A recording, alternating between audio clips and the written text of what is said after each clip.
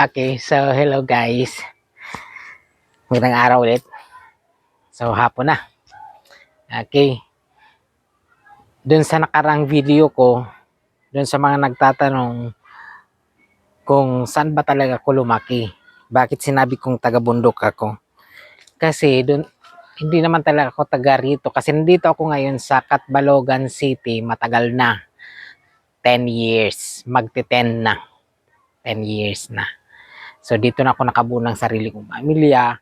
Pero lumaki talaga ako, nagkaisip mula pagkabata hanggang nakagraduate ng college.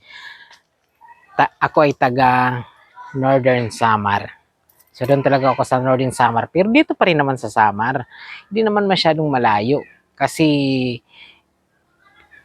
4 hanggang 5 oras lamang mula doon sa amin papunta rito kung saan ako ngayon.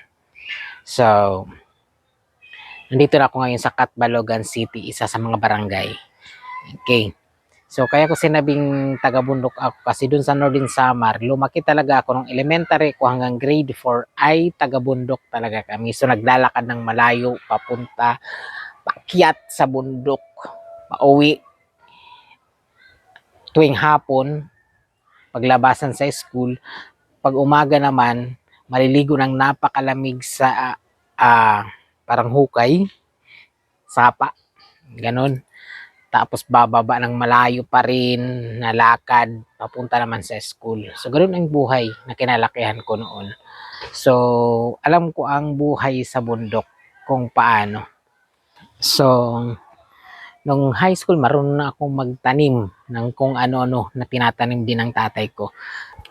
So nung high school na ako, bago pa man ako mag high school, natuto na akong magtanim-tanim ng kung ano-ano na tinatanim din ng tatay ko kasi madalas niya akong isama sa bundok o kung saan yung taniman ng kung ano-ano.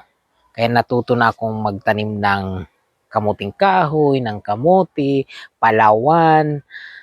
Tapos natuto na akong magkopras na ako lang mag-isa, high school pa lang. So marunong na ako niyan kasi umaakyat din ako. Tumutulong ako sa pag-akyat ng mga matataas na niyog.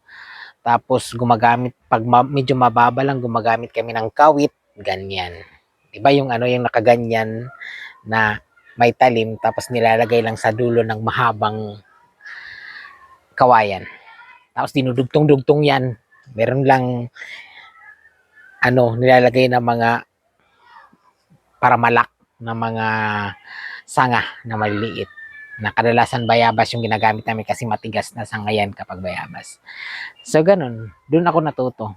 Kasi madalas sa bundok talaga, marami kang matututunan. So yun ang buhay ko noong elementary hanggang high school hanggang college sa Northern Samar.